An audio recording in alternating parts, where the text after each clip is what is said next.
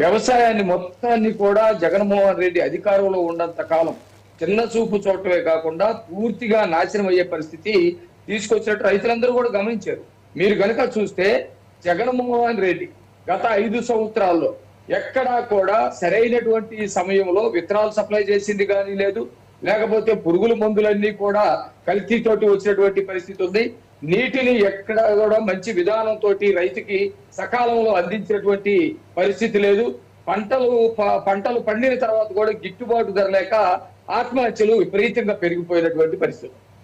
ఈ పద్ధతిలో జగన్మోహన్ రెడ్డి అధికారం కోల్పోయిన తర్వాత ఇప్పుడు పెళ్లిళ్ళకో పేరెంటాలకో ఎక్కడికో వెళ్ళిన తర్వాత అక్కడ ఆ కార్యక్రమంతో పాటు ఏదో జరిగిందని చెప్పేసి రైతుల దగ్గరికి వెళ్తే రైతులు గడ్డి పెట్టినా గానీ బుద్ధి రానటువంటి పరిస్థితి జగన్మోహన్ రెడ్డి.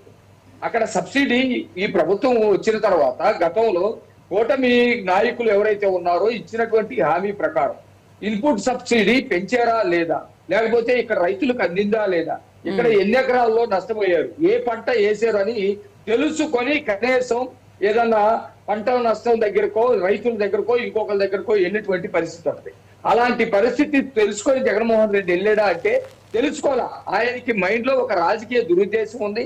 ఖచ్చితంగా కూటమి ప్రభుత్వం మీద ఏదో బురద చల్లాలి, కూటమి ప్రభుత్వాన్ని విమర్శించాలి, లేకపోతే కొంత రెచ్చగొట్టేటువంటి వ్యాఖ్యలు చేయాలి. ఒక ముఖ్యమంత్రి స్థాయిలో పనిచేసినటువంటి వ్యక్తి ఈ రాష్ట్రంలో ఇప్పుడు ఒక పార్టీకి నేతగా ఉన్నటువంటి వ్యక్తి, పార్టీ నడపాలనుకున్నటువంటి వ్యక్తి ఒక చోటకి వెళ్ళేటప్పుడు కనీసం ఇన్ఫర్మేషన్ తోటి వెళ్ళాలి కదా. మరి నిన్న అక్కడికి వెళ్ళినప్పుడు మీకు ఇన్పుట్ సబ్సిడీ ఏమైనా పెంచాలని చెప్పేసి మాట్లాడితే అక్కడ ఉన్నటువంటి వాళ్ళ అధికారులు కానీ రైతులు కానీ ఏం మాట్లాడారు?